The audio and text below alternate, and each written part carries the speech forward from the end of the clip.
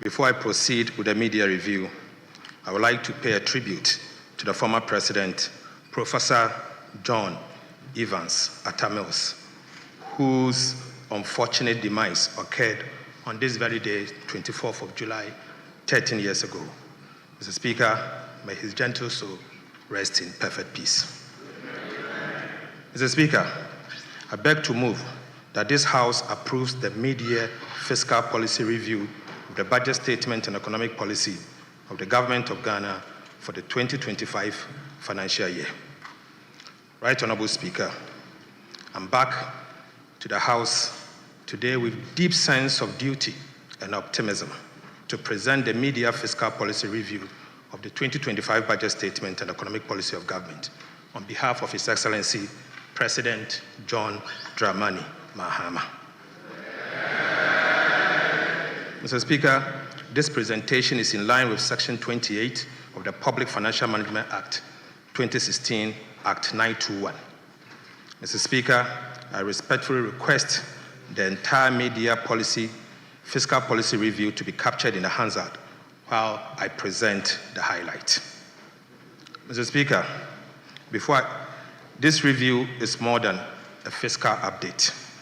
It is an account of what we inherited and the positive results of our stewardship in the last 198 days. Mr. Speaker, following his re-election with an overwhelming mandate, President John Mahama inherited an economy in deep distress, far worse than what we had imagined. The economy was marked by large imbalance with huge MDA arrests, massive debt, weakened institutions, and heightened public anxiety. Since 2023, the debt in the cocoa and energy sector had in particular posed significant fiscal risk to the Ghanaian economy.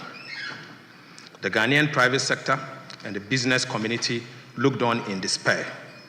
Public trust was completely eroded. The national spirit was broken, and the foundation of our economy had sunk even deeper. Mr. Speaker, the budget deficit had ballooned because of reckless commitment and wasteful spending. The indebtedness of the government had culminated into state insolvency. The impaired balance sheet paralyzed almost every single state enterprise. High cost of living and inflation impoverished large segments of the population, eroding the real value of their income and savings. Right Honorable Speaker, the mismanagement of our public finances by the previous administration led to a devastating haircut through the DDEP, which denied pensioners and middle class their lifetime savings, their livelihood, and in fact, their dignity. Mr. Speaker, Eurobond holders also suffered painful haircuts, severely affecting Ghanaian businesses and financial institutions. Soaring interest rates crowded out essential spending on education, health, and infrastructure. Right Honorable Speaker, the Ghana cedi depreciated against all major currencies to levels never seen before, making it the worst performing currency in the world. Public sector corruption reached an all-time peak. As President Mahama said, the whole of Ghana was indeed a crime scene. Mr. Speaker, investor confidence waned considerably, significantly reducing investment inflows.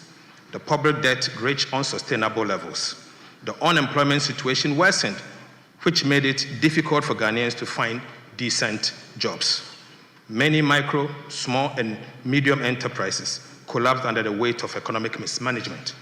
Right Honorable Speaker, to compound all this, the country suffered credit rating downgrades by all three major credit rating agencies, placing Ghana firmly in default or junk territory, never seen in the history of Ghana. Mr. Speaker, to further illustrate the enormity of this economic burden, we inherited an IMF program which had derailed and completely gone off track, with key targets missed, putting our economic recovery program in jeopardy. In the words of the Deputy Managing Director of the IMF, Mr. Boli, the program had deviated substantially from its target by close of 2024, unquote. Mr. Speaker, we also inherited weak commitment control systems and irresponsible spending, which left arrests of over 67 billion and contract commitment of about 194 billion Ghana cedis. Right, Honorable Speaker, we inherited a bleeding energy sector with annual financing shortfall in excess of $1.5 billion US. We inherited a debt-riddled cocoa sector with liabilities of 32 billion Ghana cedis, a weak financial sector with significant non-performing loans, despite pumping over 30 billion Ghana cedis into the so-called financial sector cleanup. Right, Honorable Speaker, steep debt repayment harms were also inherited, where at the time, Mr. Speaker, we inherited repayment harms of 20 billion for the year 2026, 50.3 billion for the year 2027, and 45.8 billion for the year 2028, as well as significant short-term treasury bills maturities of about 137 billion Ghana cedis. Mr. Speaker, we inherited depleted buffers needed to cushion the country from any fiscal or external shocks with empty sinking fund. And Mr. Speaker, we inherited stored projects, about 55 of them tied to bilateral debt restructuring, with about $3 billion US in undisbursed loans. Mr. Speaker, the root of our 2022 economic crisis can be traced directly to an overbearing fiscal dominance, marked by reckless spending and corruption, compounded by poor leadership of the previous NPP administration. Mr. Speaker, the worsened fiscal situation spilled over into the monetary and external sector, causing a rapid depreciation of the Ghana cedis. The monetary financing by the central bank reached an all-time high, driving inflation to levels never seen in decades. Mr. Speaker, there was a complete lack of coordination between the Ministry of Finance and the Bank of Ghana, signaling the highest level of incompetence in the management of our economy. Mr. Speaker, in the face of all this dire inheritance bequeathed by the Akufo-Addo Bawumia administration, the government of President John Dramani Mahama made a conscious decision not to make excuses, but to reset our country.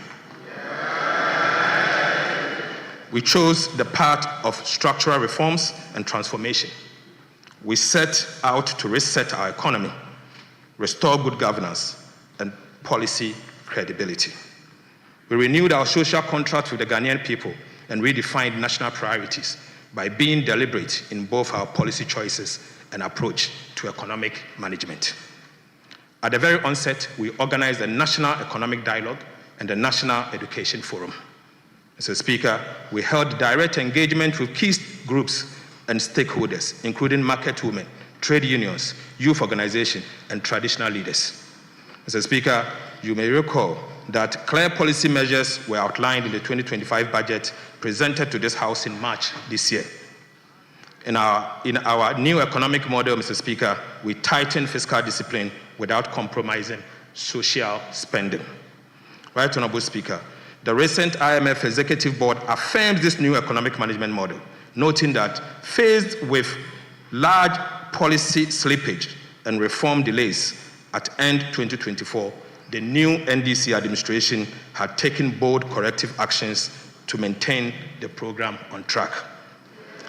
Right, Honorable Speaker, the IMF further noted that these corrective actions, combined with continuous structural reforms and an improved external sector, are expected to result in economic stability, resilience, and inclusive growth.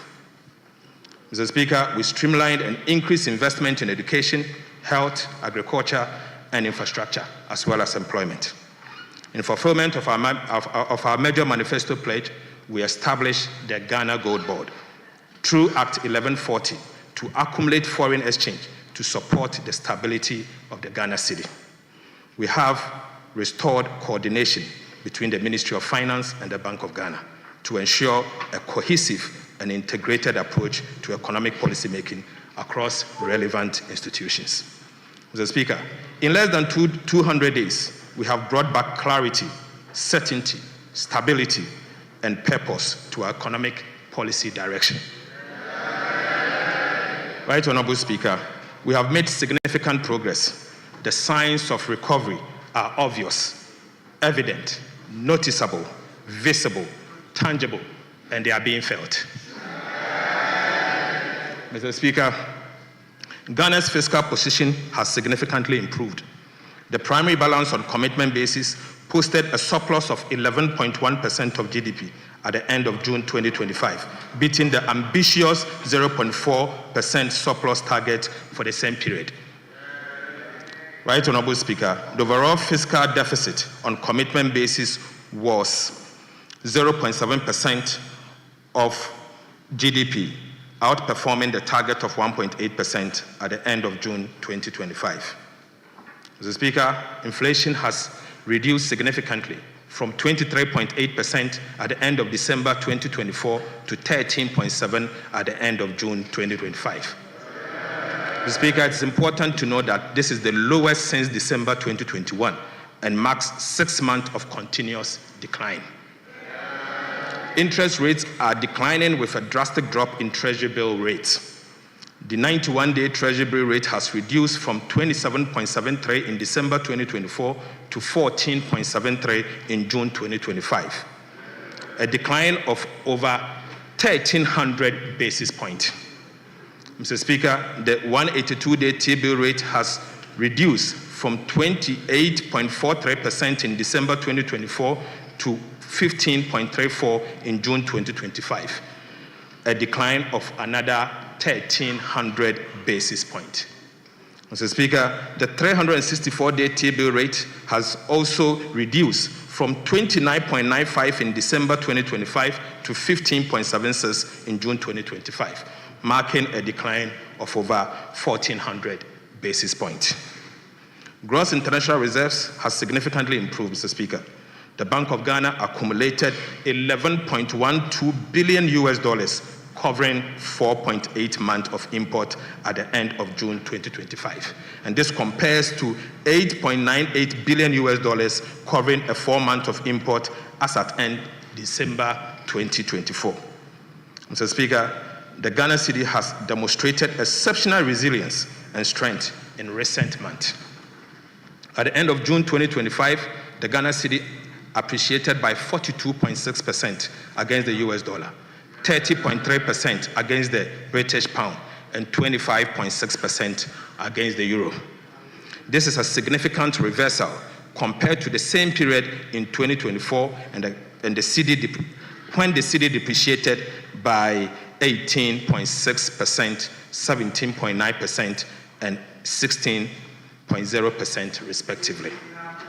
Mr. Speaker, so far, we have almost reversed all the cedi depreciations in the year 2022, 2023, and 2024.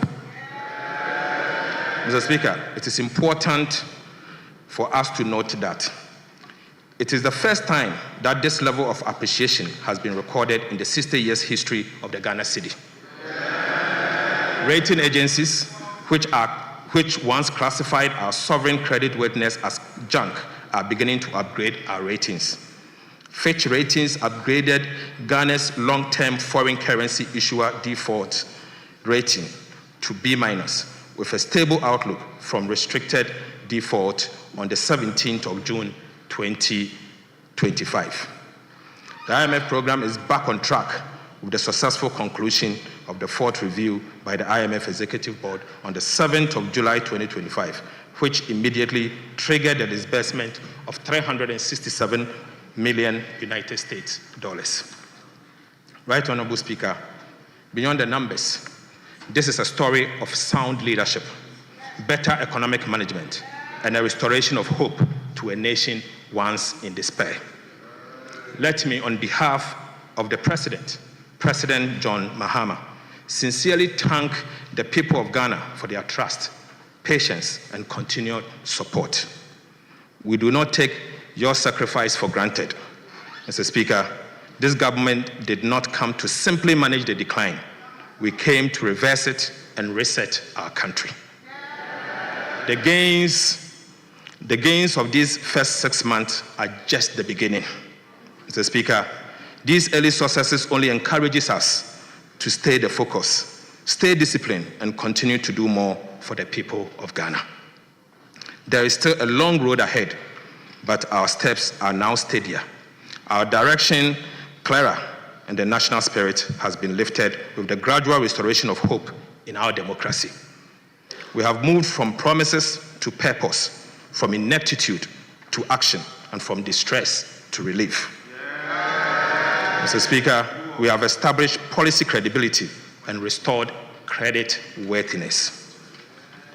Right Honorable Speaker, the rest of my presentation will focus on 4 areas: macroeconomic performance for the first 6 months of 2025, the status of Ghana's debt restructuring, and the status of implementation of key government programs. Before I conclude, macroeconomic performance, Mr. Speaker, for January to June 2025. Mr. Speaker, the first half of 2025 has demonstrated our government commitment to economic recovery. Through prudent fiscal management, sound monetary policies, effective structural reforms, and strategic investment, we are laying a solid foundation for sustainable growth and shared prosperity.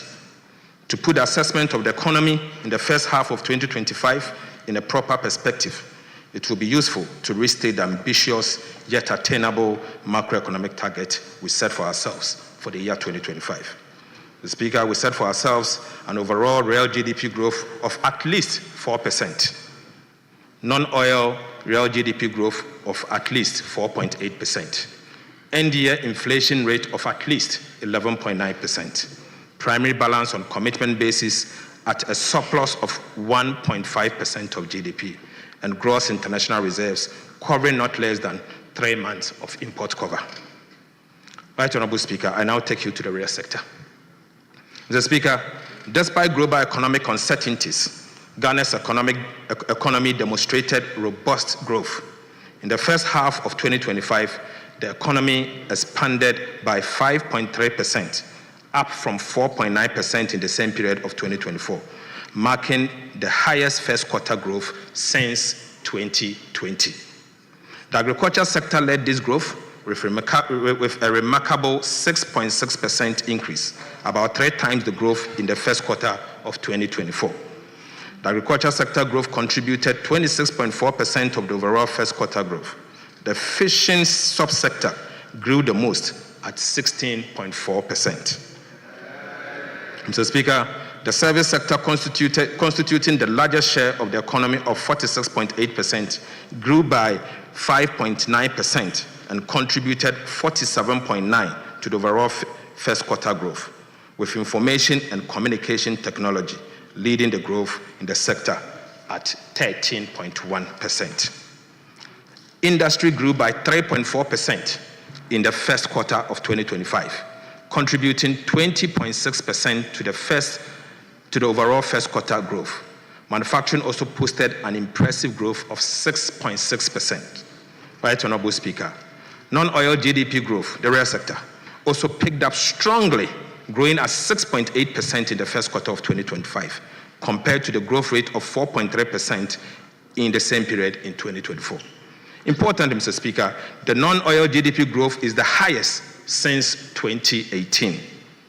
It is expected that with the introduction of our 24-hour economic policy, the Big Push program, and the Agriculture for Economic Transformation program, the GDP growth will be sustained and possibly exceed the target of 4% for the year 2025.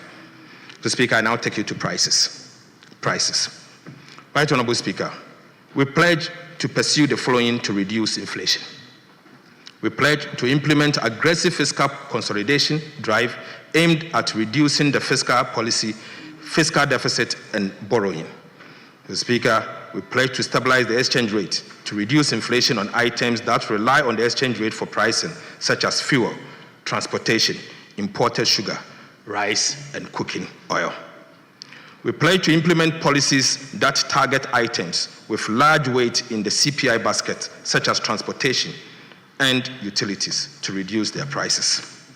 We also pledge to implement, through the Bank of Ghana, to implement an appropriate monetary policy stance and use its liquidity management interventions to support the disinflation process. And finally, Mr. Speaker, we pledge to implement Agriculture for Economic Transformation agenda to reduce food inflation. Mr. Speaker, it is instructive to note that these intentional policies announced in the 2025 budget to tame inflation are yielding massive results. Inflation pressures have eased significantly. The drastic fall in inflation is not by chance or sheer luck, but as a result of hard work and deliberate government policies. Mr. Speaker, consumer price inflation has reduced from 23.8% in December 2024 to 13.7% in June 2025. This represents a massive 10.1 percentage point decline. Similarly, producer price inflation saw a sharp decline from 26.1% in December 2024 to 5.9% in June 2025, representing a steep decline of 20.2 percentage points in just 6 months. So, Speaker, food inflation declined from 27.8% in December 2024 to 16.3% in June 2025, representing an encouraging 11.5 percentage point reduction.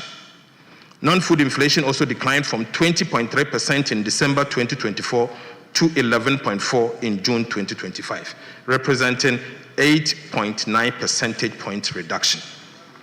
Inflation for locally produced goods and services declined from 26.4% in December 2024 to 14% in June 2025. Right, Honorable Speaker, inflation for imported items decreased from 18% in December 2024 to 12.5% in June 2025. These improvements are reflective of the effective fiscal consolidation, tight monetary policy, strong central bank reserves, and the appreciation of the Ghana cedis. Mr. Speaker, with this trend, we are focused and determined to achieve our end December 2025 inflation target of 11.9% ahead of schedule. Mr. Speaker, let me assure this House and the people of Ghana that things can only get better in the coming days. Mr. Speaker, I now take you to interest rate movement. Interest rates have declined, reflecting improved macro conditions. Mr. Speaker, the 91-day Treasury bill rate has reduced by 13 percentage points from 27.7% in December 2024 to 14.7% in June 2025. Similar trends were observed in the 182 days and the 364 days bills.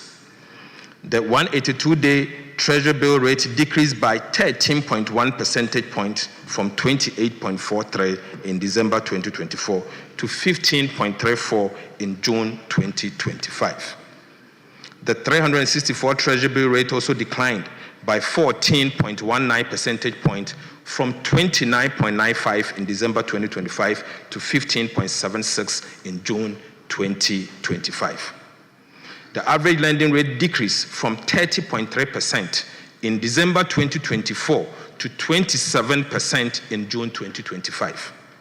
Right, Honorable Speaker, the Ghana reference rate fell from 29.31% in December 2024 to 24.0% in June 2025. So, Speaker, things can only get better. Right, Honorable Speaker, we have indeed saved 4.9 billion Ghana cedis on domestic interest payment as at end June 2025 due to our prudent debt management policy. Mr. Speaker, I now take you to fiscal performance. Mr. Speaker, our fiscal discipline has yielded the needed and remarkable results so far. We have delivered below target deficit on both cash and commitment basis. We have delivered a greater than anticipated primary surplus, the core fiscal anchor. We have delivered a strong expenditure and commitment control. We have delivered robust tax revenue performance. Mr. Speaker, provisional data shows that the primary balance on commitment basis, the fiscal anchor, as at end June 2025, recorded a surplus of 1.1% of GDP, surpassing the target surplus of 0.4% of GDP set for the same period. The overall fiscal deficit on commitment basis was a deficit of 0.7% of GDP, better than the deficit target of 1.8% of GDP.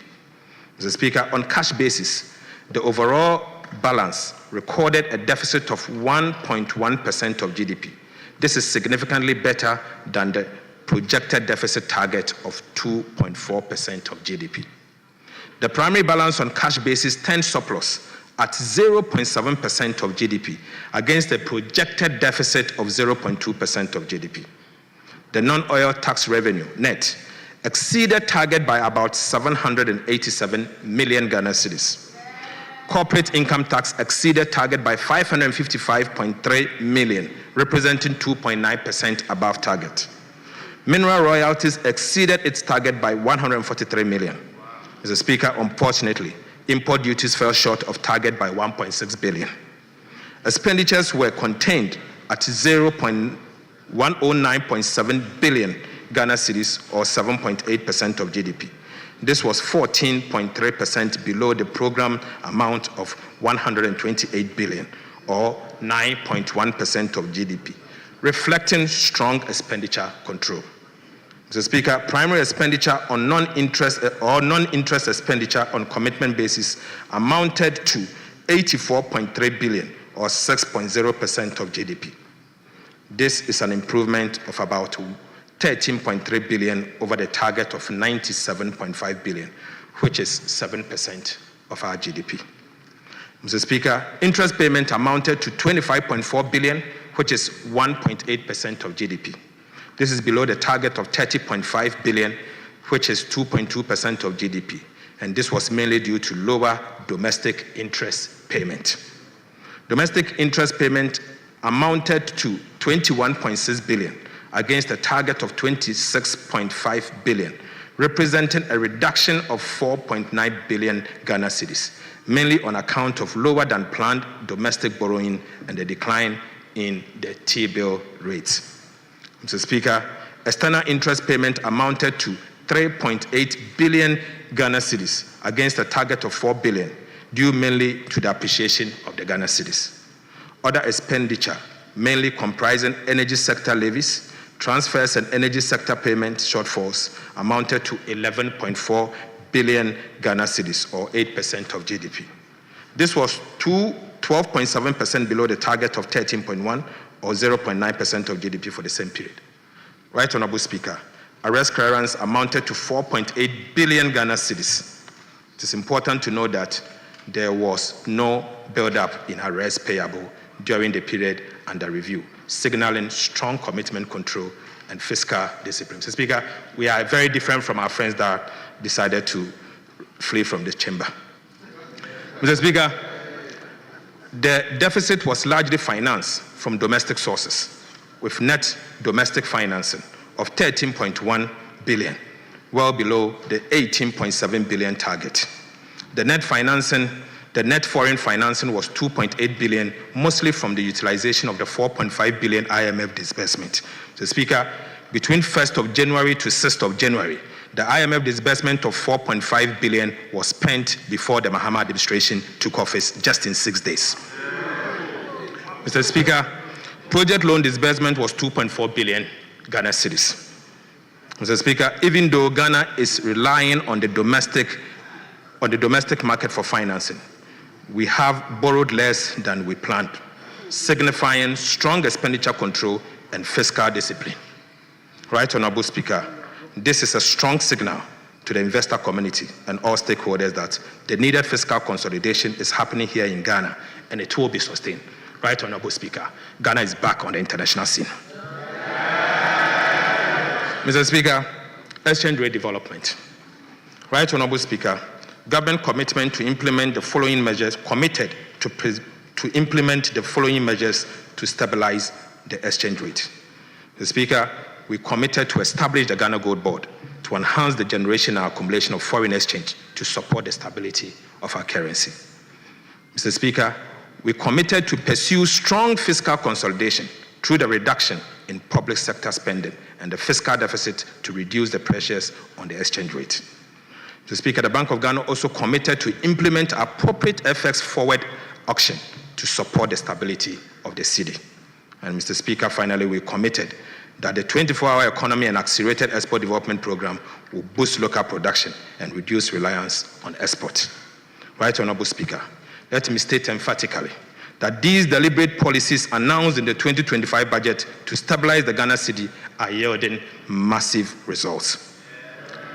The results we are witnessing are not by chance.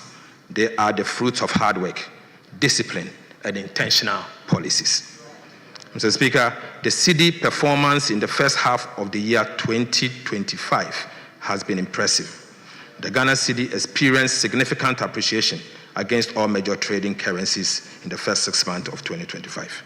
I'm happy to inform the House that our previous record, where the Ghana cedi used to trade against the US dollar at 17, is as at yesterday trading at 10.4.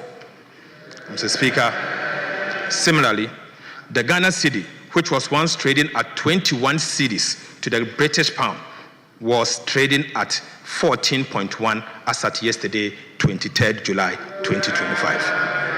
Mr. Speaker, as at end June 2025, the cedi appreciated by 42.6% against the US dollar, 30.3% against the British pound, and 25.6% against the euro.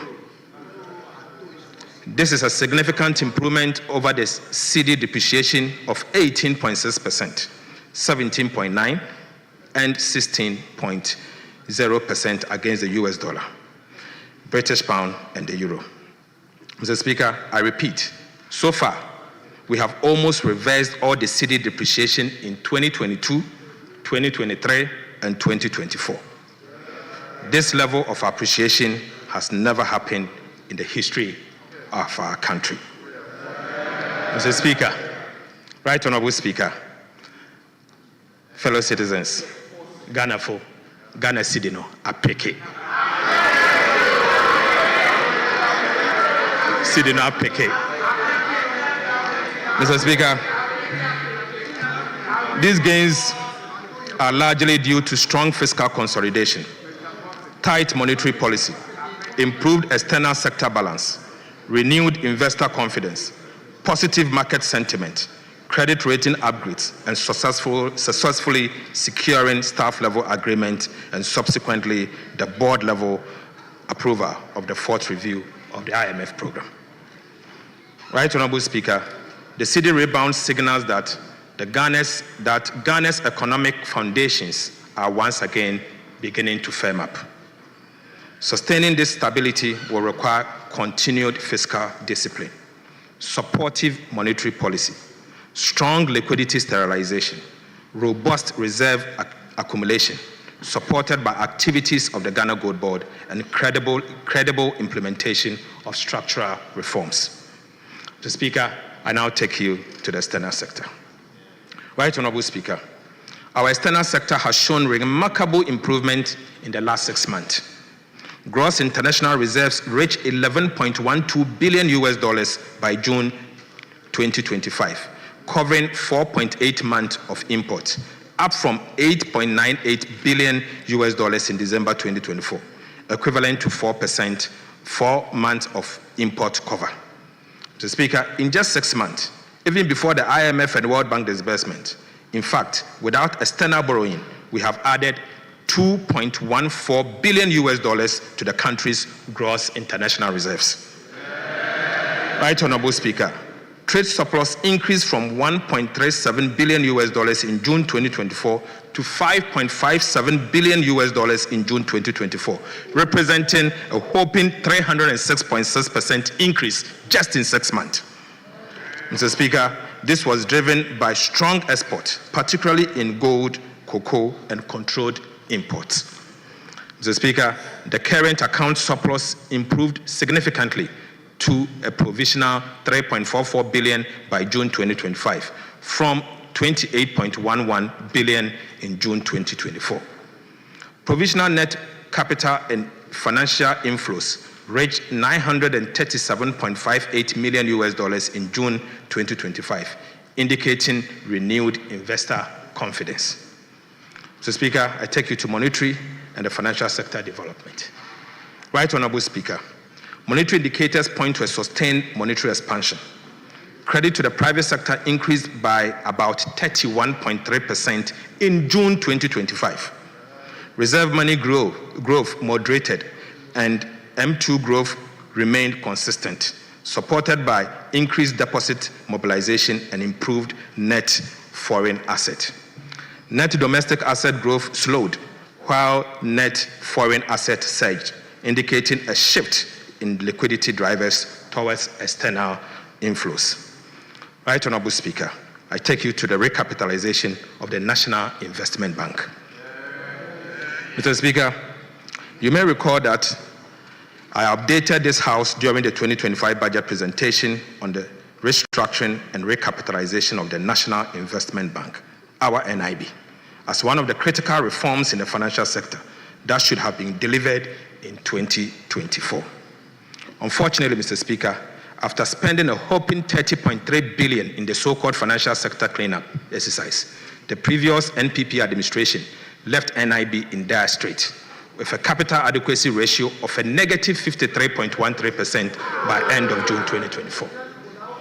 Mr. Speaker, we have successfully, Right Honorable Speaker, President Mahama and the NDC have successfully recapitalized the National Investment Bank by implementing an ambitious and credible plan to return NIB to profitability and sustainability. Mr. Speaker, we have taken the following steps. Right Honorable Speaker, we have injected a total cash of 450 million Ghana cedis. Mr. Speaker, we also issued remarkable bonds with face value of 1.5 billion Ghana cedis to the National Investment Bank.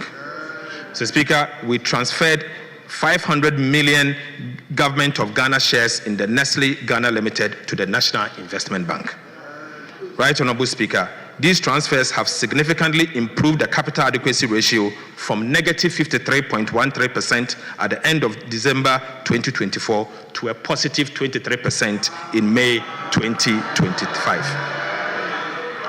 Mr. Speaker, by taking these major steps, we have preserved depositors' fund valued at 6.4 billion Ghana cedis. We have also saved over 900 direct jobs at the National Investment Banks. So, Speaker, we have preserved an indigenous Ghanaian bank. But, Mr. Speaker, let me state this. Unlike the previous administration, we chose to spend to save a bank than spend to collapse a bank. Right Honorable Speaker, we have also prepared a forward-looking, overarching restructuring plan for the National Investment Bank to put the bank on a sustainable path of profitability. The plan also aims to enhance board independence and objectivity, strengthen risk management, promote accountability and transparency, prevent insider dominance, and improve strategic decision-making. So, Speaker, this plan will, among others, strengthen corporate governance framework and systems, improve enterprise risk management and controls, establish a modern business model, revamp operational strategy, improve financial performance, institute and enhance supervisory measures, and eventually we will list the NIB on the Ghana Stock Exchange. Right Honorable Speaker, NIB now has a total paid-up capital of 3.4 billion Ghana cedis and a capital adequacy ratio of 23%.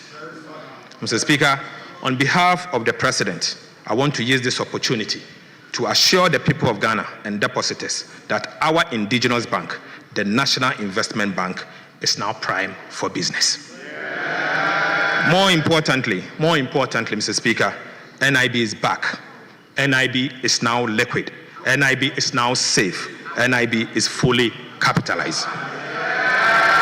Mr. Speaker, we therefore encourage all and sundry to do business with the revitalized National Investment Bank, NIB. Mr. Speaker, I now take you to credit ratings. Mr. Speaker, the progress we are making in our economic reforms and debt restructuring effort has been recognized internationally. On the 16th of June 2025, Fitch Rating upgraded Ghana's long-term foreign currency issuer default rating to B-, with the stable outlook from restricted default, the first time since 2021. Fitch cited significant exchange rate appreciation, declining debt levels, strong nominal GDP growth, increased reserve accumulation, and normalized relationship with external creditors as key drivers. Right Honorable Speaker, to sustain these gains, we will, among others, do the following. We'll maintain fiscal discipline through continued implementation of prudent policies to promote fiscal and debt sustainability. We will continue the aggressive revenue mobilization by strengthening tax collection systems and broadening the tax base to increase domestic revenue without overburdening the citizens. So, Speaker, we will accelerate structural reforms in public financial management, including transparency and accountability measures to improve efficiency and reduce corruption. The Speaker will strengthen monetary policy framework, and the Central Bank will lead this to complement the effort that we are doing. Mr. Speaker, we will diversify the economy through investment in sectors beyond traditional export to reduce the vulnerability to commodity price shocks and continue to maintain strong relationship with our international financial institutions and development partners to support ongoing reforms and assess technical assistance. So, Speaker, it is expected that other rating agencies, namely S&P and Moody's, will follow suit, given the remarkable progress we are making in ensuring economic stability and promoting inclusive growth. Right Honorable Speaker, this is just the beginning. We are determined to do better than B-. Ghana indeed deserves better than B-. Right Honorable Speaker, I now take you to fiscal policies and give you an update. The Speaker, I start with VAT reforms. The Speaker, in the 2025 budget statement, we reaffirmed our commitment to the people of Ghana and the business community to undertake comprehensive value-added tax reforms this year. These reforms are aimed at addressing the distortions and cascading effect inherent in the current VAT structure. To support this effort, we also committed to seeking technical assistance from the International Monetary Fund, the IMF, and engage the people of Ghana. So, Speaker, I'm pleased to report that we have successfully completed our engagement with the IMF. Currently, the Ghana Revenue Authority, together with the Ministry of Finance, is undertaking a nationwide consultation process to sensitize key players in the trade and business sector on the VAT reform and solicit feedback from them. Right Honorable Speaker, the Ministry of Finance hopes to complete this process by September 2025, prepare a new VAT bill by October 2025, and submit same to Parliament as part of the 2026 budget statement. Mr. Speaker, I would like to reassure the people of Ghana that at the minimum, the following will happen as part of the VAT Act. Amendment Bill. Mr. Speaker, COVID levy will be abolished. The effective VAT rate will be reduced. The punitive cascading effect of the GET Fund and NHIS levy will be removed. VAT flat rate will be removed. And a unified VAT rate will be implemented. The VAT registration threshold will be increased to exempt small and micro businesses, and compliance will be improved through public education, awareness creation, and the introduction of fiscal electronic devices will be deployed. So, Speaker, I now take you to expenditure measures as part of the fiscal. Right Honorable Speaker, as part of the fiscal consolidation strategy, we have taken measures to sanitize public sector payroll and rid it of ghost names. Subsequently, we engaged the Ghana Audit Service to undertake a nationwide payroll audit across all 16 regions of the country. The Speaker, the Audit Service has completed 91% of the payroll audit. So far, the Audit Service has not been able to identify or verify over 14,000 workers. Mr. Speaker, again, they have identified 53,311 separated staff on the payroll. Mr. Speaker, separated staffs are staff who are either on retirement, reassigned, terminated, or are on leave without pay or deceased, and yet remain on government payroll. Mr. Speaker, the audit service expects to recover a minimum of 150.4 million of unearned salary from the separated staff over 2023 and 2024 period alone. Right Honorable Speaker, going forward, we will enforce the monthly payroll validation process and strictly apply sanctions to all who validate ghosts for payment of salaries. Mr. Speaker, let me use this opportunity to strongly caution those who validate ghosts across the public service that they will be personally liable for the loss of public funds. Mr. Speaker, let me repeat. Let me use this opportunity to strongly caution those who validate ghosts across the public service that they will be personally liable for the loss of public funds. Right Honorable Speaker, the Ministry of Finance will continue to monitor this payroll and put in place measures to prevent ghosts on the payroll going forward. Mr. Speaker, I now give you an update on the arrears payable audit that we did. Mr. Speaker, in the 2025 budget, we announced the launch of an audit of arrears and payables as at end December 2024.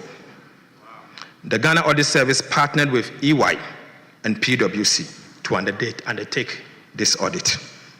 Mr. Speaker, the audit service was tasked to audit and validate 68.7 billion Ghana cedis. Mr. Speaker, 68.7 billion Ghana cedis. So far, Mr. Speaker, 87% of the audit has been completed. Results show so far are as follows. Mr. Speaker, a total of 28.3 billion Ghana cedis has been validated for payment. Mr. Speaker, 27.3 billion is pending validation as we speak. Right Honorable Speaker, an amount of 3.6 billion Ghana cedis has been rejected because of errors, duplication, and non-compliance with PFM and procurement rules.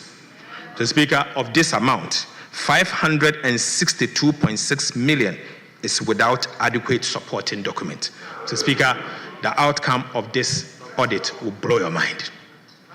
Blow your mind. Mr. Speaker, the audit is expected to be completed by end of August 2025.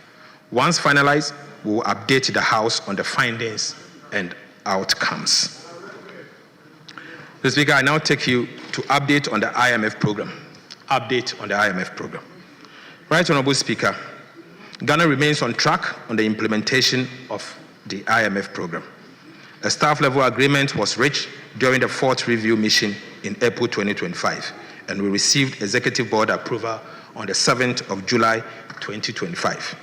This unlocked $367 million disbursement, bringing the total disbursement under this program to $2.3 billion.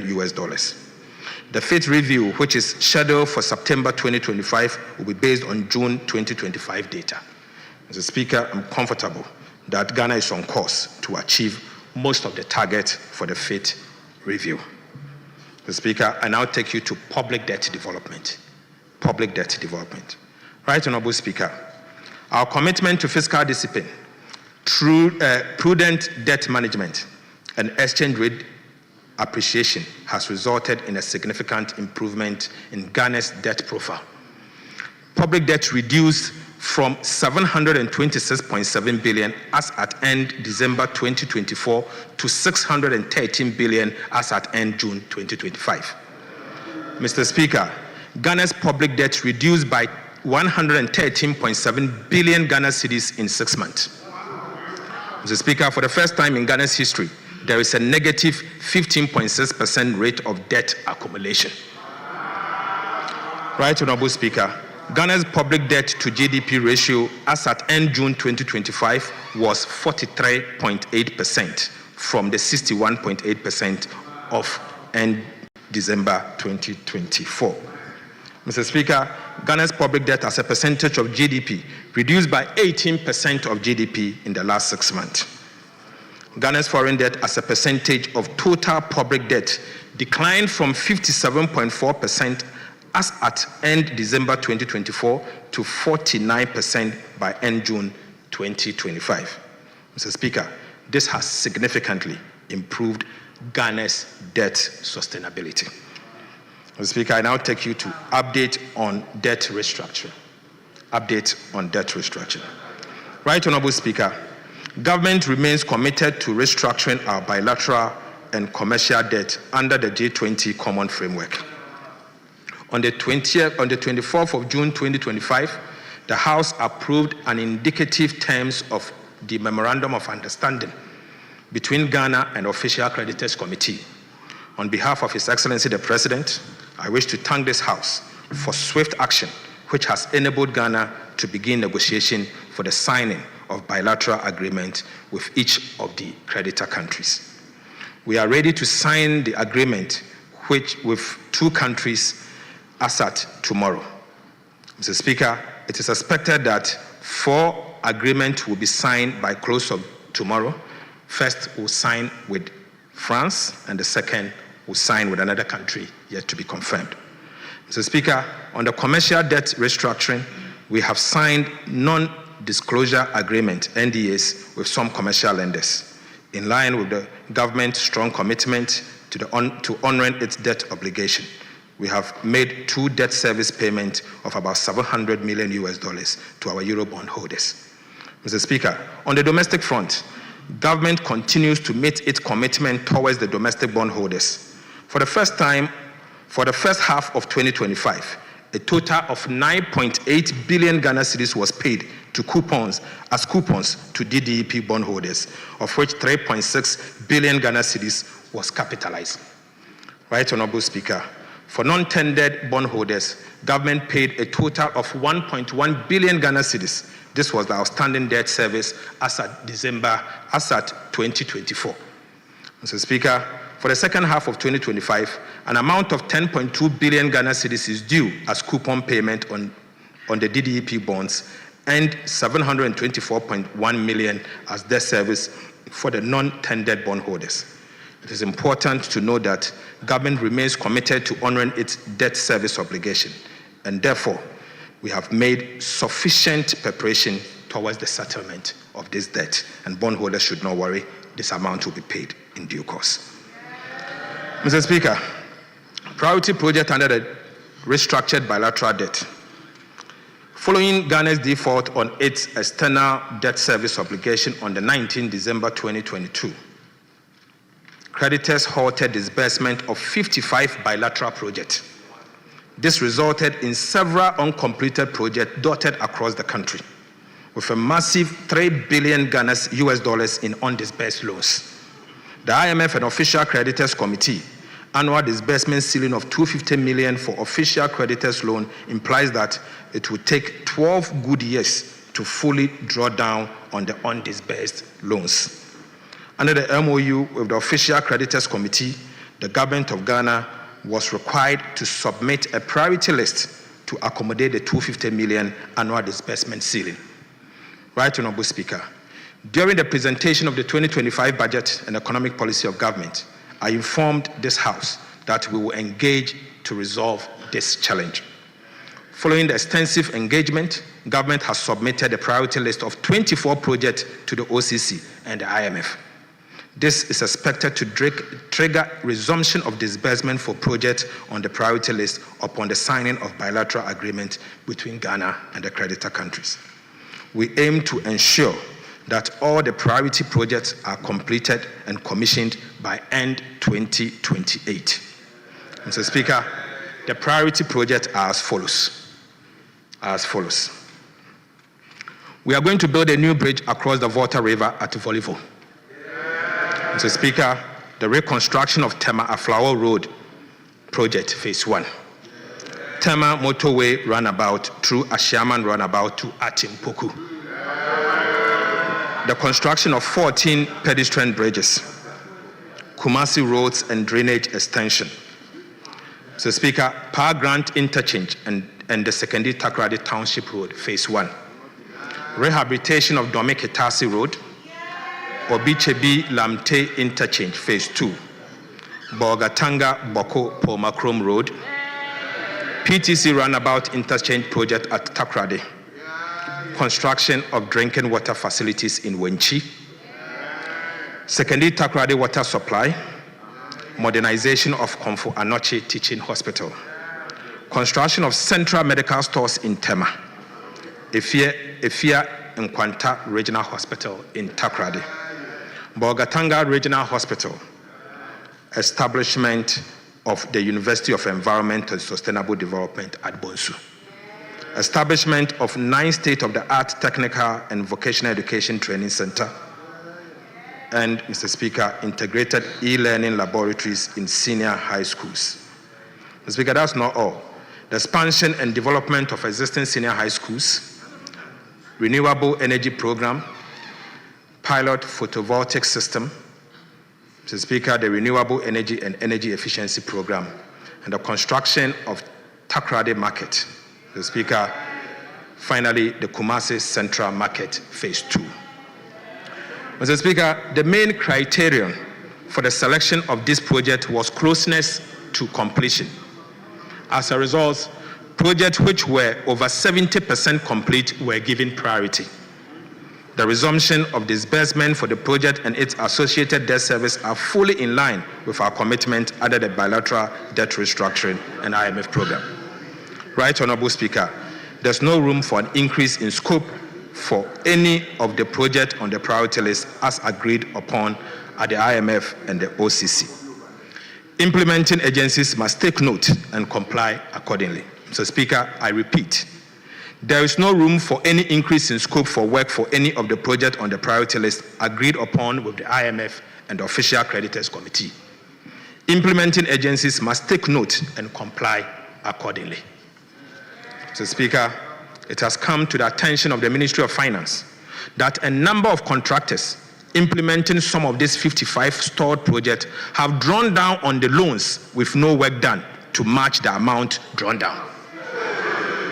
Mr. Speaker, sadly, it has come to the attention of the Ministry of Finance that a number of contractors implementing some of these 55 projects have drawn down on the loans with no work done to match the amount drawn down. Again, some contractors have submitted additional costs in excess of what Parliament approved. The Ministry of Finance has accordingly commissioned a forensic audit into this project. Mr. Speaker, we will apprise the House when this audit is completed. And Mr. Speaker, for emphasis, the Auditor General is the one doing this forensic audit in partnership with some of the Big Four. Update on sinking fund. Mr. Speaker, in the 2025 budget statement, government announced that it will commence the operationalization of Section 37 to 44 of the Public Financial Management Act, Act 921, as amended, to build sufficient buffers in the sinking fund for prompt redemption of specified loans obligations of government. Mr. Speaker, government has set up a CD sinking fund account and US dollar sinking fund account. Beginning August 2025, the Ministry of Finance will commence the building of cash buffers to support the repayment of Ghana's domestic debt service obligation relating to the domestic debt exchange program bonds, which will fall due in the year 2027, 2028, and even 2026. Mr. Speaker, the CD sinking fund will specifically target the redemption and debt service harms in 2026 of 20 billion US dollars, Ghana cedis, for the year 2026, 50.3 billion Ghana cedis for the year 2027, and 45.75 billion Ghana cedis for the year 2025. Similarly, the US dollar sinking fund account will also target Eurobond redemption, which will fall due from 2026 of 1.45 billion US dollars, 1.17 billion US dollars in 2027, and 1.14 billion US dollars in the year 2028. Mr. Speaker, the implementation of the sinking fund will provide a reliable buffers that ensures timely and predictable redemption of designated public debt obligation. This structured approach to debt service will enhance investor confidence and contribute to long-term debt sustainability of our dear country. Mr. Speaker, I now take you to Government of Ghana's liability management operations. Mr. Speaker, government has begun an implementation of an effective and efficient liability management program to reduce embedded risk on debt portfolio. Our liability management operation will, 1, reduce debt service costs and mitigate refinancing or rollover risk. Extend maturities to alleviate near-term financing pressures. Mr. Speaker, to optimize the debt portfolio by rebalancing the mix of short-term versus long-term instruments and strengthen market confidence. Under our liability management operations, Mr. Speaker, we will analyze the domestic bond market to assess suitability for bonds buybacks. We will carefully sequence issuance of benchmark securities and prioritize longer-dated tenor to establish a stable yield curve. Mr. Speaker, I take you to primary dealers and bond market specialist system as we inherited. Mr. Speaker, our debt management strategy is to use treasury bills for cash management purposes only. We intend to reopen the domestic bond market to finance the budget deficit. The reopening of the domestic bond market will aim at creating a more competitive primary market that can deliver the volume and pricing to enable the government lower its borrowing costs. Mr. Speaker, beginning August 2025, we will commence the selection of new book runners to assist government in the reopening of the domestic bond market. Mr. Speaker, for emphasis, beginning 2025 August, the government of Ghana will commence the selection of new book runners to assist government in the reopening of the domestic bond market. Mr. Speaker, the selection of book runners will focus on banks and investment dealers with the ability to achieve a wider market distribution and advice on pricing and structuring. Mr. Speaker, I now take you to revised macroeconomic framework. Mr. Speaker, macroeconomic target. Economic development in the first half of the year do not warrant a revision to the macroeconomic target and the appropriations bill. Mr. Speaker, I am not asking for additional money from the Appropriations Act. We maintain the following macroeconomic target for 2025. 1, overall GDP growth at least 4.0%. At least. Non-oil GDP growth of at least 4.8%. End-year inflation rate of 11.9%. Primary balance on commitment basis at a surplus of 1.5% of GDP. And gross international reserves covering not less than 3 months of import. Mr. Speaker, although we have made significant progress, we are cautiously optimistic.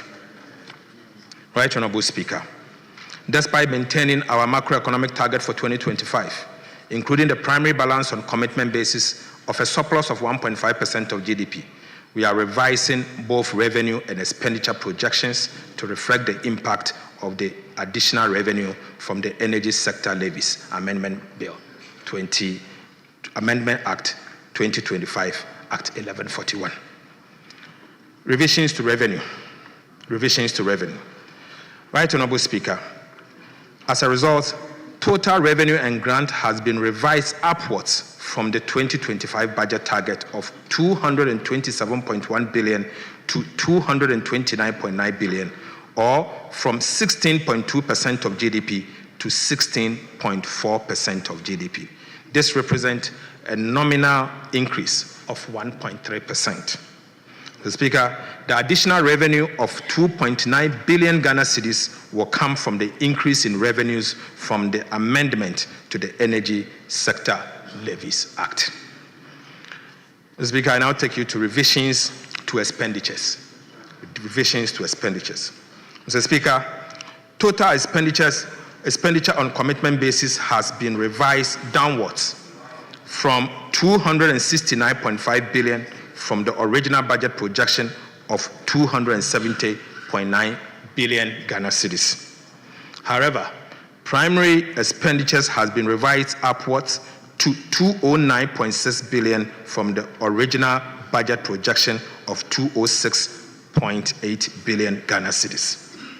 This upward adjustment reflects an increase in the allocation to support energy sector payment. Mr. Speaker, interest payments have been revised downwards by 4.3 billion Ghana cedis from the original budget projection of 64.1 billion to 59.9 billion cedis. Right Honorable Speaker, domestic interest has been revised downwards by 5.1 billion Ghana cedis, mainly on account of gains from the reduction in the Treasury bill rate as a result of the implementation of our prudent debt management policies. However, external interest payments have been revised upwards by 795 million to make additional provision for debt service due on post-cutoff date disbursement made by our bilateral creditors since 2023. Mr. Speaker, energy sector payments have also been revised upwards by 2.9 billion Ghana cedis to provision for fuel purchases for power generation. Mr. Speaker, I now take you to overall balance and financing. Right Honorable Speaker, notwithstanding the revisions to revenue and expenditure, the primary balance on commitment basis remains unchanged at a surplus of 1.5% of GDP. Based on the revisions to revenue and expenditure, the following fiscal balance on cash basis improves from a deficit of 4.1% of GDP to 3.8% of GDP. I mean the fiscal balance. The overall fiscal balance on commitment basis improves from a deficit of 3.1% to 2.8%, and the projected annual borrowing needs of government reduced by 4.3 billion Ghana cedis. Simple put, we will be borrowing less by 4.3 billion Ghana cedis. Mr. Speaker, risk to 2025 budget, risk to the 2025 fiscal framework. Mr. Speaker, despite the robust fiscal performance, there are some underlying risks which pose a threat to the 2025 fiscal framework. The risks are as follows: shortfalls in customs revenue, smuggling of marine gas oil, mounting wage pressures, and pricing and award of contract in foreign currency. The Speaker, I'll take them one by one. Customs revenue. Right Honorable Speaker, customs revenue recorded a significant shortfall of 1.6 billion, even though the overall revenue is doing well, representing 12.7% reduction from the first half of 2025. This performance is attributed to systemic revenue leakage at key customs collection points, particularly the Tema Port and the smuggling of goods across our land borders. Mr. Speaker, these developments pose risk to the attainment of our revenue target for the year 2025. To mitigate these risks, government is implementing the following measures to address the existing operational challenges to safeguard revenue. 1, we will adopt the use of artificial intelligence, AI, to minimize human interference in revenue assessment, supporting the validation of the country of origin, as well as the accuracy of classification and valuation of imported goods. Mr. Speaker, we are rolling out advanced cargo information system to ensure that the Ghana Port and Harbors Authority, GPHA, and the Ghana Revenue Authority, the GRA, receives comprehensive shipment detail at least 24 hours prior to vessel departure from the port of origin. Mr. Speaker, this will enable pre-arrival risk assessment, reduce the need for documentation amendment, and facilitate more accurate and timely duty assessment. We will also be implementing a robust anti-smuggling surveillance program targeting both inland and maritime borders. And to those at Sankasi, we are coming after you. Mr. Speaker, reviewing the institutional setup of Customs Division of the Ghana Revenue Authority, including staff mobility. Mr. Speaker, let me repeat this.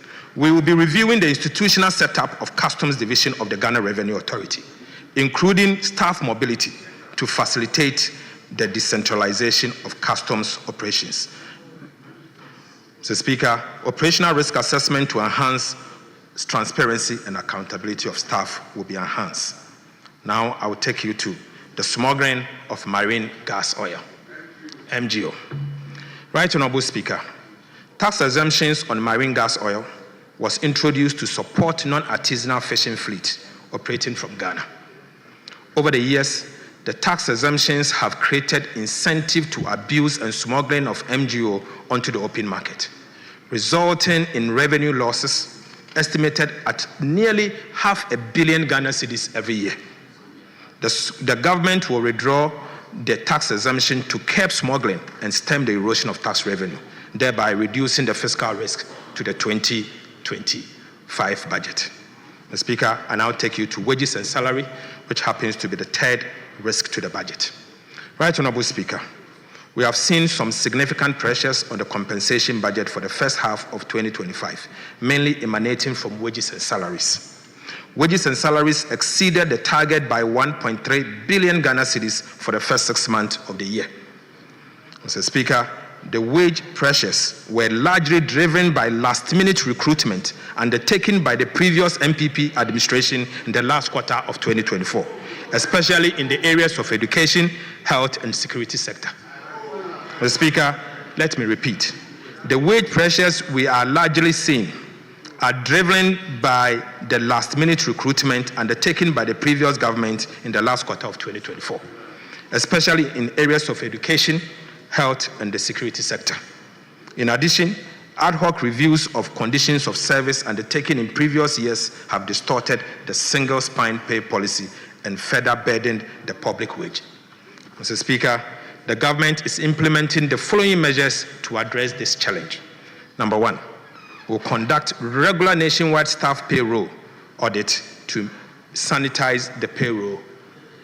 Mr. Speaker, we'll be realigning all staff from overstaffed areas and defunct MDAs to areas with critical staffing needs. Right Honorable Speaker, we'll finalize the process for the establishment of the Independent Emolument Committee as part of the broader effort to reform and reset public sector pay. And finally, we will issue an executive directive mandating all MDAs to seek approval from the Minister of Finance or the Ministry of Finance before making any commitment with financial implications on the payroll. Mr. Speaker, pricing and award of contract in foreign currency. Pricing and award of contract in foreign currency. Mr. Speaker, pricing of goods and services and award of contract in foreign currency pose significant risk to fiscal management, with severe implications for the stability of our Ghana cedi. Unfortunately, foreign currencies are becoming the means of transacting business in Ghana. This trend, if not checked, will erode the confidence in our currency, drive inflation, and result in the loss of value in the symbol of our sovereignty.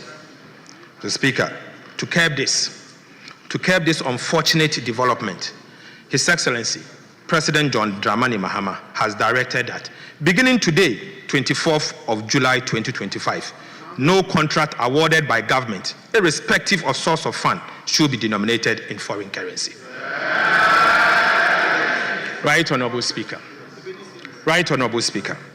To curb this unfortunate development, President John Dramani Mahama has directed that beginning today, 24th of July 2025, no contract awarded by government, irrespective of source of funding, should be denominated in foreign currency. Mr. Speaker, we also want to use this opportunity to remind the public that per the Foreign Exchange Act 2006, Act 723, companies, institutions, and individuals are prohibited from pricing, advertising, receipting, or making payment for goods and services in foreign currencies in Ghana without prior written approval from the Bank of Ghana. Right Honorable Speaker, I will take you to key policy initiatives. Mr. Speaker, I now present updates on key policy initiatives outlined in the 2025 budget. Right Honorable Speaker, since its establishment in April 2025, the Ghana Gold Board has initiated reforms to licensing regime that governs the local gold trading sector and introduced new aggregation system to effectively mop up gold from artisanal small-scale mining sector across the country. These measures have already yielded tangible economic benefits within the short period of operation of the Ghana Gold Board. In the first half of 2025 alone, gold export from the small-scale sector stood at 51.5 tons with an export value of approximately $5 billion. This figure far exceeds the 26.4 tons, which are with an export value of $1.8 billion from the small-scale mining sector over the same period in 2024. Mr. Speaker, simple put, gold export in tons from the small-scale mining sector for the first half of 2025 recorded about 100% increase over what was recorded in the year 2024. Similarly, the value of gold export from small-scale mining increased by about 180% for the first half of 2025 over that of the same period in 2024. Mr. Speaker, for the first time in Ghana's history, gold export from small-scale mining sector have exceeded gold export from large-scale sector. Mr. Speaker, the substantial foreign exchange inflows from the Gold Board operations in the artisanal small-scale mining sector have significantly strengthened our reserves, improved our balance of payment, and provided critical support for the Ghana cedi. Mr. Speaker, this tells a story of a country which has been denied the full benefit of its gold resources, a story of a country where illegal gold trade and smuggling have been allowed to fester to the detriment of the well-being of the people. Right Honorable Speaker, on the 8th of July 2025, His Excellency President John Mahama inaugurated a task force to tackle illegal gold trade and smuggling. I also want to use this opportunity as the Sector Minister to reiterate that the government of President Mahama would deal ruthlessly with anyone found engaging in illegal trade and smuggling, as these nation-wrecking activities sabotage the progress of our country. Mr. Speaker, I also want to reiterate the point that no one should come to us and beg because we will not spare you.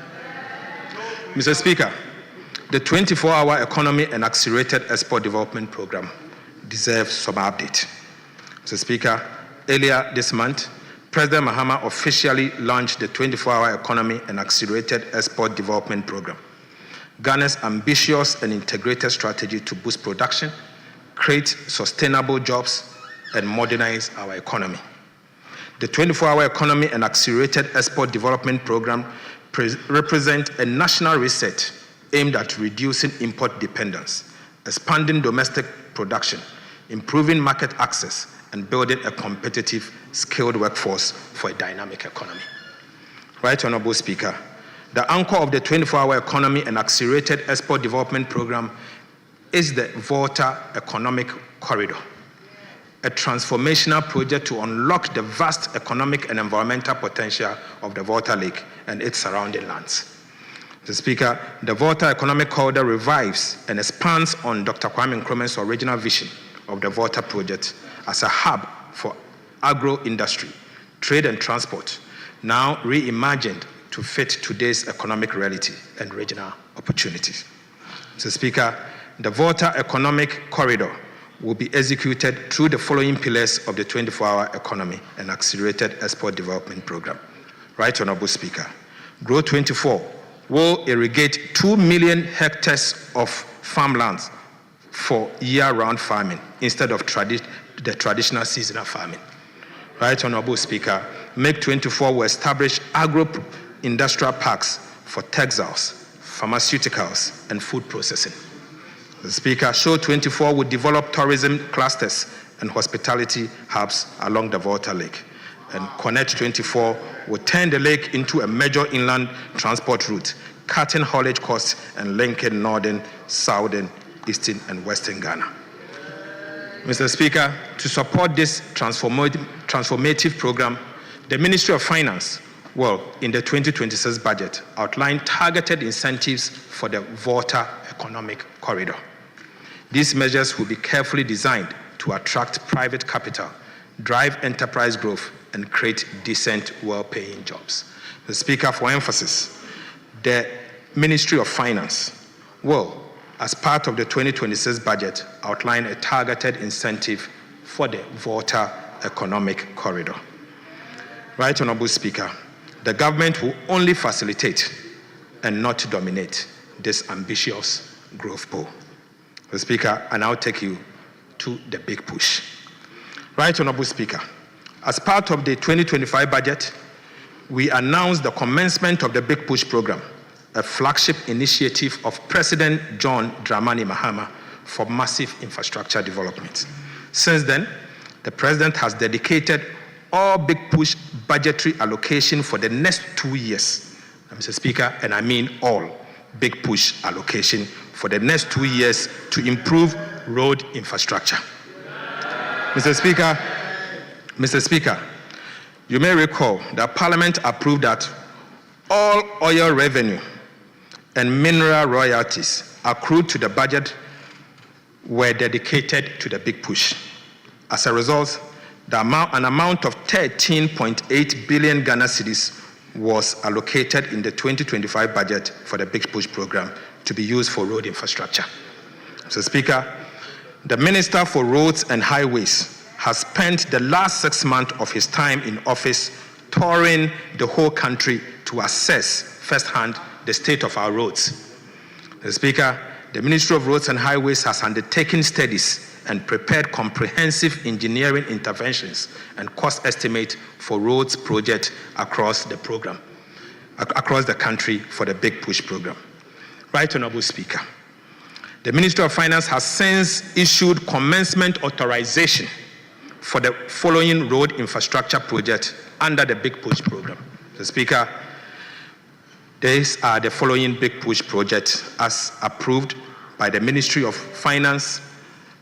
Mr. Speaker, number 1, the construction of a new bridge on the Oti River at Dambai. Number 2, rehabilitation of Wahan Road. 3, upgrading of Tumu Hamile Road. 4, upgrading of Tumu Han Laura Road. 5, reconstruction of Navrongo Tumu Road. 6, rehabilitation of Techiman Nkonsia Wenchi Road. 7, rehabilitation of Wenchi Sola Road. 8, Mr. Speaker, construction of Sunyani Outer Ring Road. Mr. Speaker, the construction of Kumasi Outer Ring Road, Eastern Quadrant. Mr. Speaker, the rehabilitation of Bintri Napanduri Road.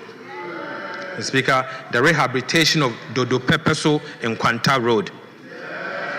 Rehabilitation of Atimpoku Esukuma Junction Road. Rehabilitation of Esukuma Junction to Enyinawase Road. Right Honorable Speaker, Enyinawase to Ho Titrenu Road. Mr. Speaker, we'll be upgrading the Akosombo Jakiti Kudikope Road. Mr. Speaker, we'll be upgrading Esukuma to Enumbuso to Parliament Road. Mr. Speaker, Adome Bridge to Akomufre Road. We'll be upgrading Ho to Petoi Road. Mr. Speaker, rehabilitation of Petoi to Afiadenyamepa Road. Mr. Speaker, we'll be rehabilitating Penny to Aflao Road. We will be dualizing Winneba to Mankesim Road. We'll be dualizing Cape Coast to Takrade Road. We'll be rehabilitating Mankesim Ejumako to Aguna Swedro Road. Mr. Speaker, we'll be rehabilitating Tema to Aflao Road. Construction of Dodowa to Afenya Dowenya Road.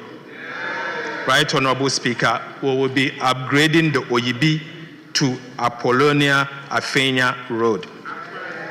Right Honorable Speaker, we'll be constructing the Enchi to Elubo Road. We'll also be constructing the Dadieso to Akontombra Road. We'll be upgrading the Adrefua to Ose Kojokrom Road. And we will be upgrading the Enchi to Kojoru Penchi Road. And finally, Mr. Speaker, we'll be upgrading the Bediako Junction, Camp 15 to Sefi, Adobokrom Road. Mr. Speaker, as part of the Big Push program, we have also selected the following abandoned road project for which no dedicated funding was allocated for by the previous administration to be included into the Big Push program.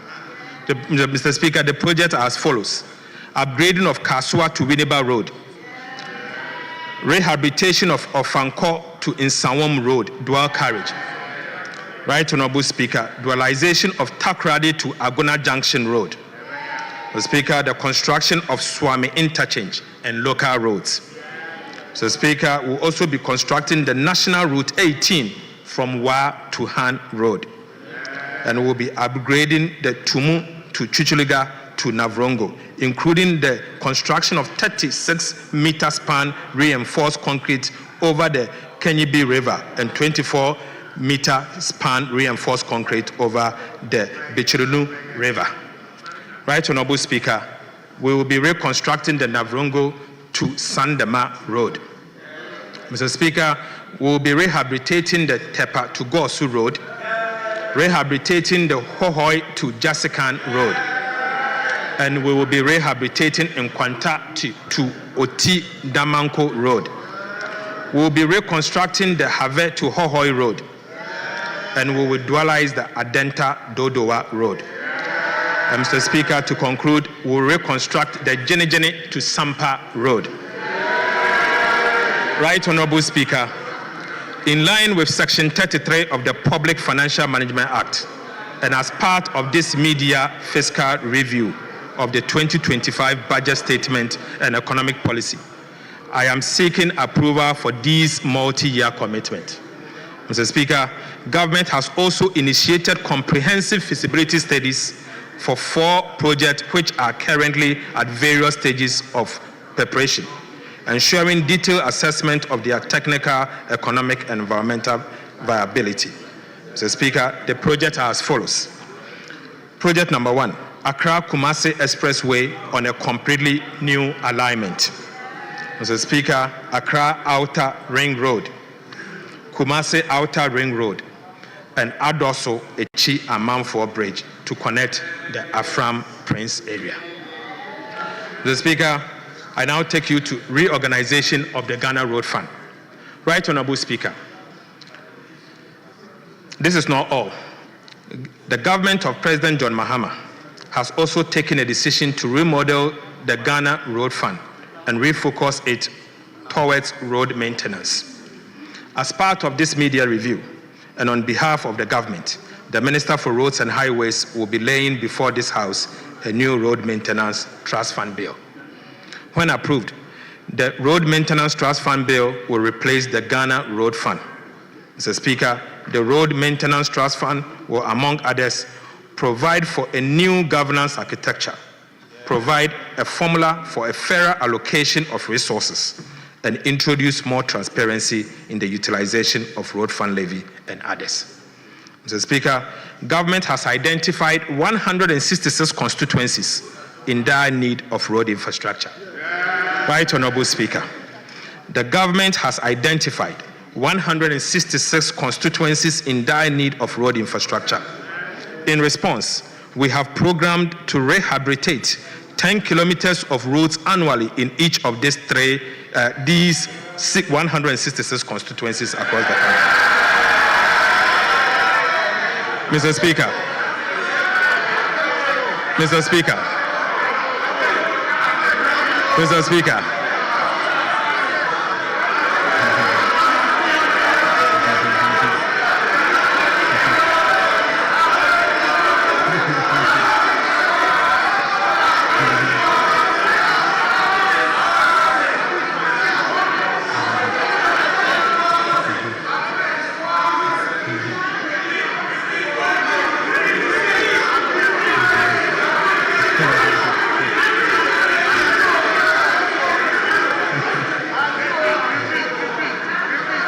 Right Honorable Speaker,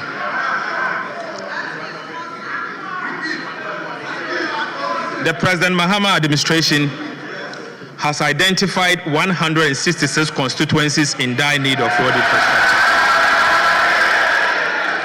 In response, we have programmed to rehabilitate 10 kilometers of roads annually in each of these constituencies. Mr. Speaker, Mr. Speaker,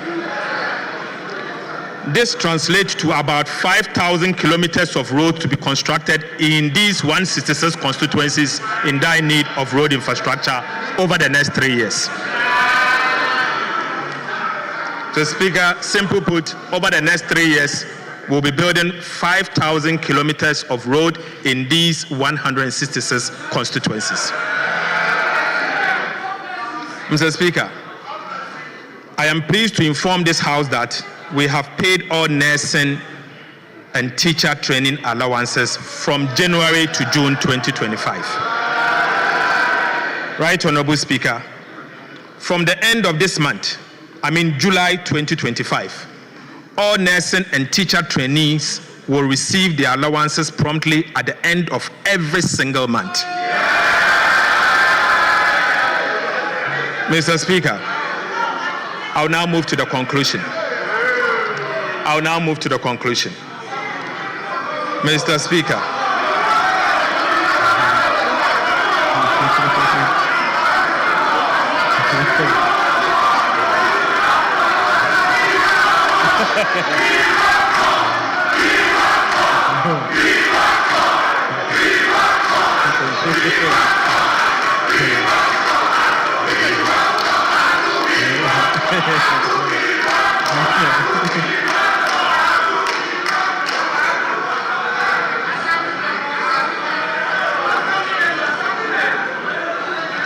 Mr. Speaker.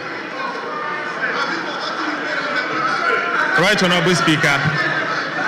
I conclude this media fiscal policy review. We have other business. It's not only this one. Please.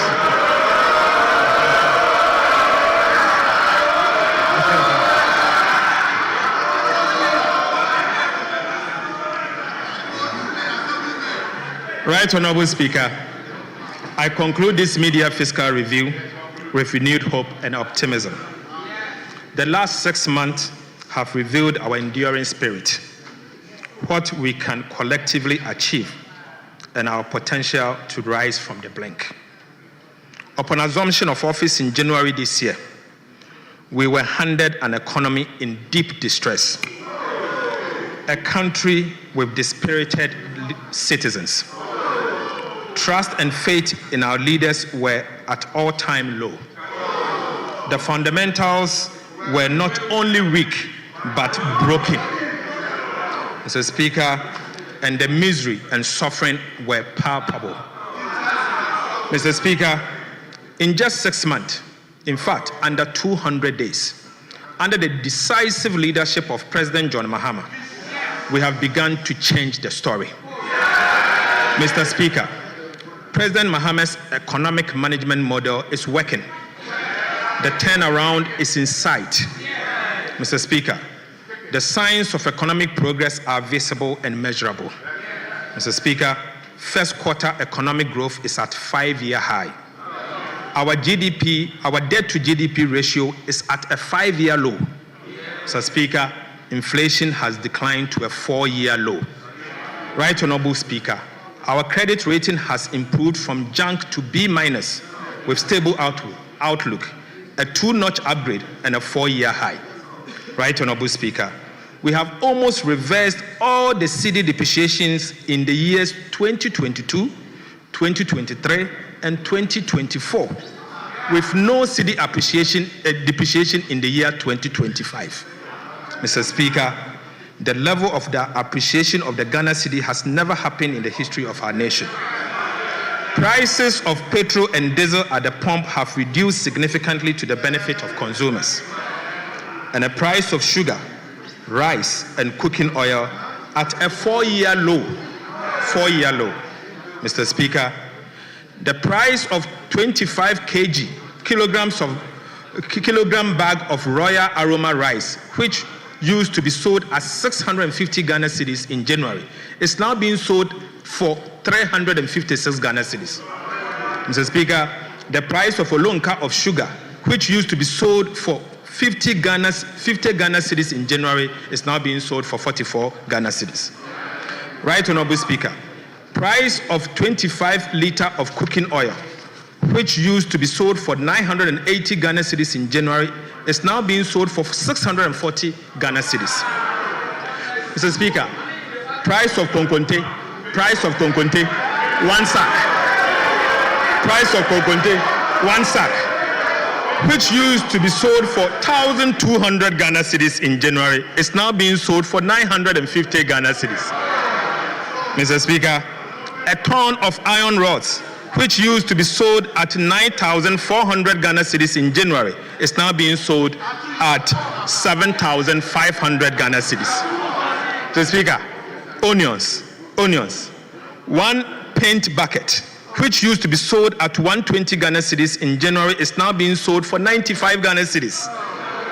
Right, Honorable Speaker. POP cement, which used to be sold for 115 Ghana cedis in January, is now being sold for 90 Ghana cedis. The Speaker, maize, maize. 1 sack, which used to be sold for 1,600 Ghana cedis in January, is now being sold for 1,450. And Mr. Speaker, the Minister for Agriculture has promised that it will go down even more. Mr. Speaker, the price of Yas sanitary pad, which was 25 Ghana cedis in January, is now going for 15 Ghana cedis. 15 Ghana cedis. Mr. Speaker, palm fruit, 1 olonka, which used to be sold for 40 Ghana cedis, is now being sold for 25 Ghana cedis. Mr. Speaker, this is the reset President Mahama promised. This is the reset President Mahama promised. It has been 6 months of hard work. We have lessened the burden on households and businesses. Mr. Speaker, contrary to the perception that we are not spending, we are indeed spending, and spending at the right places. We are making the right investment in the lives of the people of Ghana. Mr. Speaker, as we speak, an amount of $700 million US dollars of Eurobond obligations has been paid. An amount of 10 billion to domestic bondholders has been paid. Mr. Speaker, an amount of 2.9 billion Ghana cedis to the District Assembly's Common Fund has been paid. Mr. Speaker, an amount of 2.7 billion Ghana cedis to the Social Security and National Insurance Trust has been paid.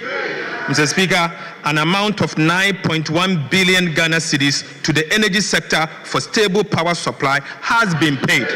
Mr. Speaker, an amount of 5 billion Ghana cedis of arrests has been paid. Right, Honorable Speaker, an amount of 4.6 billion to the Ghana Education Trust Fund has been paid. Mr. Speaker, an amount of 1 billion Ghana cedis to the free secondary education program has been paid. Mr. Speaker, an amount of 4.6 billion Ghana cedis to the National Health Insurance Scheme has been paid. Right, Honorable Speaker, an amount of 1.4 billion for the National Health Insurance claims has been paid. Mr. Speaker, an amount of 252 million for vaccines and essential medicine has been paid. Mr. Speaker, an amount of 72.8 million Ghana cedis as capitation grant has been paid.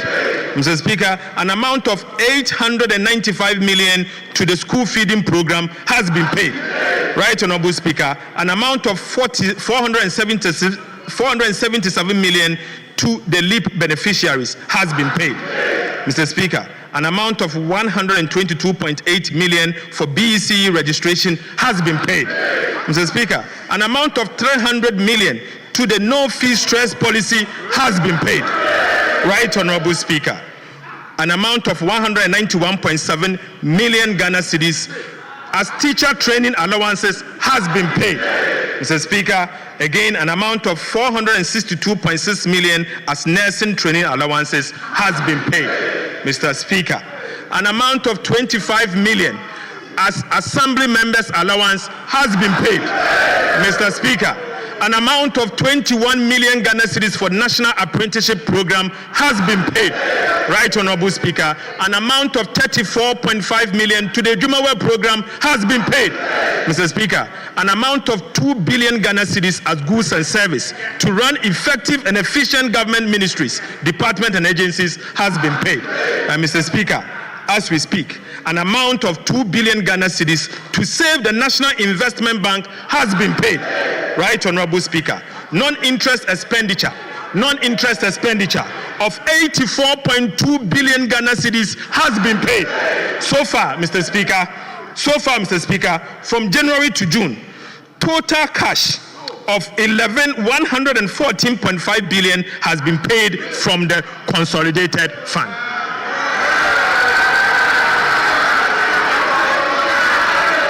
Mr.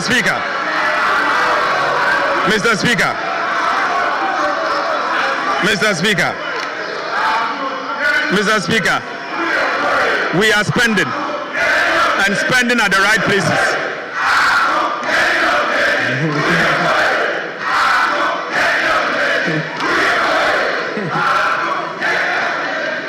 Right, Honorable Speaker, we are spending at the right places. We are touching lives and we are changing our country. Mr. Speaker, this is not all. We have also worked to improve the fiscal situation. We have restored fiscal discipline. We have implemented appropriate policies to reduce interest rates significantly, thereby reducing the cost of borrowing. So, Speaker, we have saved on domestic interest payment following the implementation of our prudent debt management policies. Mr. Speaker, there is still more work to be done. President Mahama is determined to deliver. Inshallah, His Excellency John Mahama will deliver. Right, Honorable Speaker, we are not out of the woods yet. It will be premature to make that pronouncement. Mr. Speaker, I repeat, we are not out of the woods yet. It will be premature to make that pronouncement. But the good news is that today, hope is in sight. And we are determined to navigate the country out of the terrible storm we inherited from President Akufo-Addo and Alhaji Bawumia. Mr. Speaker, we need the support of the people of Ghana to weather this storm. Mr. Speaker, to the farmer in Yendi and to the fisher folk in Sekendi and Shama, to the nurse in Sunyane and the teacher in Enumbuso and Ejumako, to the Ghanaian youth seeking decent work, to the elderly seeking better pension. We see you, we hear you, and we are working for you. John Mahama will work for you. The NDC will work for you.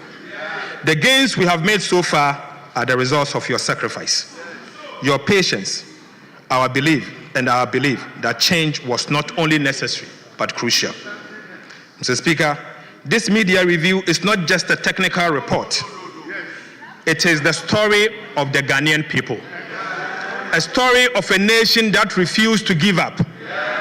A story that echoes Nelson Mandela. It always seems impossible until it is done. Mr. Speaker, this is a story that echoes Nelson Mandela's quote, that it always seems impossible until it is done. Mr. Speaker, even as we look back at how far we have come, we are also looking ahead. This is the essence of John Mahama's leadership. He is focused and he will deliver. President Mahama is honoring his promise to the Ghanaian people. The second half of 2025 promises to be even better. We expect inflation to continue its downward trend and reach our 2025 target ahead of schedule. We will sustain the stability of the cedi through disciplined spending, targeted investment, and continued reserve accumulation. Growth will be further boosted by strategic initiatives, including the 24-hour economy program, the Big Push infrastructure program, and the revitalization of agriculture through the Agriculture for Economic Transformation program. Mr. Speaker, you may recall that during my vetting, when asked what I would like to be remembered as a minister, Mr. Speaker, I stated that I would like to be remembered for stabilizing the exchange rate, ensuring low prices, and creating jobs. Right, Honorable Speaker, ahead of the presentation of the 2025 budget, my engagement with the traders at the Mokola market revealed that prices and exchange rate stability were the overriding concerns of the business community. Mr. Speaker, I wish to take this opportunity to thank our cherished traders at Mokola for their valuable insight. Mr. Speaker, The update on the cedi and the prices, as said earlier, clearly shows that we have taken deliberate and decisive action to ensure that the challenges with exchange rate and prices are tackled head-on. Mr. Speaker, let me assure all Ghanaians that the stability in the exchange rate and the lower prices we are experiencing will be sustained. Will be sustained. Ghanaians, Mr. Speaker, the government has worked hard to bring down and stabilize the exchange rate with deliberate policies. It is now time for businesses to bring down prices to reflect the new economic reality. We understand businesses went through some sacrifices during the turbulent economic challenges, but so did the people of Ghana. Mr. Speaker, it is now time for prices to come down to reflect the new realities for the benefit of all Ghanaians and not only for the traders. Mr. Speaker, as we look forward, more jobs will be created, confidence will be deepened, and the Ghanaian economy will stand tall again, not just in the sub-region, but on the global stage. But to do this, Mr. Speaker, we must stay united as a people and eschew divisiveness. We must continue to have faith in our country, Ghana. Mr. Speaker, most importantly, we must have faith in our currency, the Ghana cedi. For 60 years through cycles of inflation, devaluation, redenomination, and recovery, the cedi has remained the symbol of our sovereignty. It has endured, it has evolved, and it remains the only legal tender of our republic. Let us protect it. Let us trade with our currency, the Ghana cedi. Let us talk about it with pride, not as a burden, but as a badge of economic independence. Mr. Speaker, I believe in the cedi. Fellow countrymen and women, I believe in the cedi. You also have to believe in the cedi. Mr. Speaker, let to all of us who have the privilege to serve in the leadership of our nation, let us unite and do this for ourselves, for our children and for our children's children. It is our collective responsibility to reset our country. Ghana needs us more than ever. Our people needs us. Mr. Speaker, I cannot conclude this address without expressing deep gratitude to His Excellency President John Dramani Mahama, whose unwavering dedication and vision continue to anchor this national reset. Mr. Speaker, on a personal level, I thank His Excellency the President, because without him, this work couldn't have been achieved. Mr. Speaker, he is indeed the anchor towards our economic reset. Right Honorable Speaker, and to you, Father, Mr. Speaker. Father, Mr. Speaker, Alban, Sumana, Kingsford, Bagman, our father, and members of Parliament and the Parliamentary Service, I'm extremely grateful. Mr. Speaker, indeed, Aban Papaba. Mr. Speaker, Aban Papaba. No wonder my brother Kwame and his team had to flee the chamber. I salute Mr. Speaker. I thank you.